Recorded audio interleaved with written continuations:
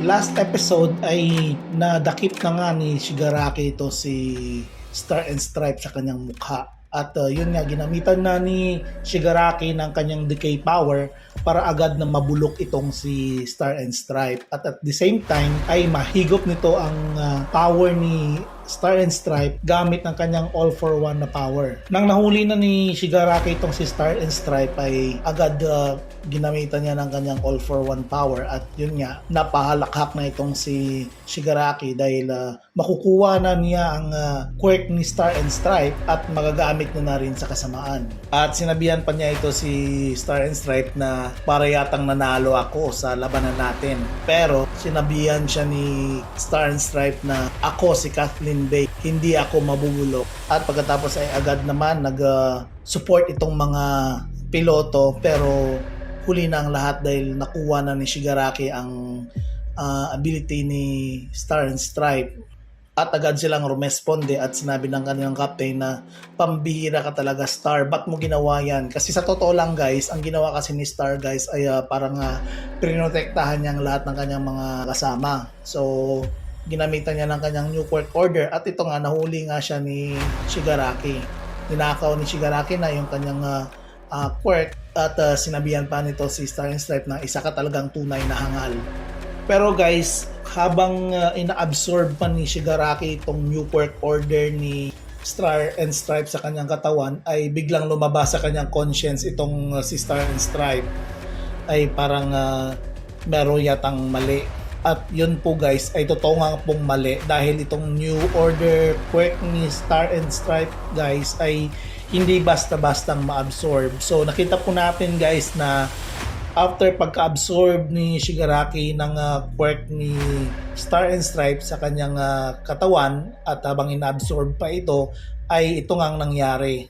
Nagkaroon po ng reaction ang katawan ni Shigaraki guys. Kasi ang new order guys ay para rin itong ability ng all for one at one for all quirk na hindi mo basta-bastang ma-absorb at hindi basta-bastang mailipat sa isang katawan.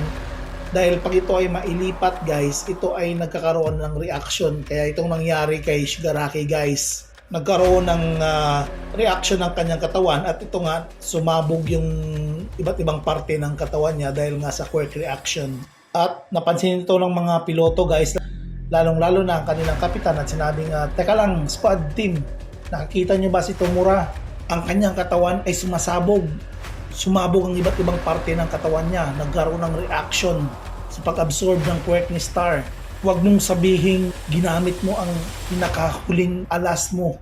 Yun nga guys, ibig sabihin may ginamit pa palang huling alas si Star and Stripe guys sa kanyang new order quirk. At yun ang tinatawag na jet bombings. Ang jet bombings guys ay isang part ng quirk ng new order kung saan kapag ito ay inabsorb ng isang may quirk na nag-absorb ng power, ay pag ito ay nalipat sa kabilang tao at pwede siyang gumawa ng isang jet bombings. Ang jet bombings guys ay parang reaction sa kanyang quirk na ito ay nagkakaroon ng pagsabog sa isang katawan sa pag-transfer nito na para bang isang landmine or para bang isang time bomb. Kaya nga nakita po natin dito sa conscience ni Shigaraki guys na nag-aaway si Star and Stripe at si Shigaraki Tomura at si All for One at nakita po natin na galit itong si All for One kay Kathleen Bay aka Star and Stripe. And then sa loob ng conscience ni Shigaraki ay napakainit ng labanan nila ni All for One. Kung makikita po natin na halos binubugbog ni Star and Stripe itong si Shigaraki Tomura. So habang naagnas si Star and Stripe guys ay makikita niya sa kanyang memories ang lahat ng kanyang mga squad team at pinapasalamatan niya ito lahat, lalo ng kanyang kapitan. Yun nga, humingi siya ng pasensya at sorry sa kanyang mga kasamahan, lalo na sa kanyang kapitan, at sinabi ng kanyang kapitan na Star, ito ang dapat mong tandaan, ang quirk ay kaya itong kunin ng kahit sino pero hindi ito masisira or mawawasak. At pagkatapos ay nagkaroon ng senyales itong kapitan na mag-open fire sa kay Shigaraki Tomura at kung makikita natin binobombahan ng mga jet fighter ng laser itong si Shigaraki. At sabi naman ng kapitan, huwag tayong minto habang naglalaban pa si Star and Stripe doon sa katawan ni Shigaraki.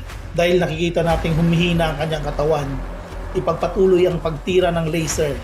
Huwag nating hayaan na magiging sayang ang sakripisyo ni Star and Stripe. At yun nga guys, pinagpatuloy nila ang pagpa-fire ng laser.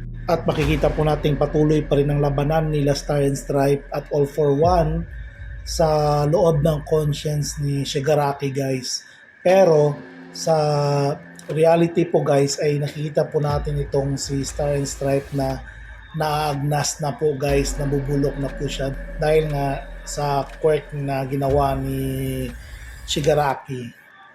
And pagkatapos ay bago mawala si Star and Stripe ay lumabas sa kanyang alaala itong si All Might at sinabi niya na nakabayad na rin ako sa iyo, All Might.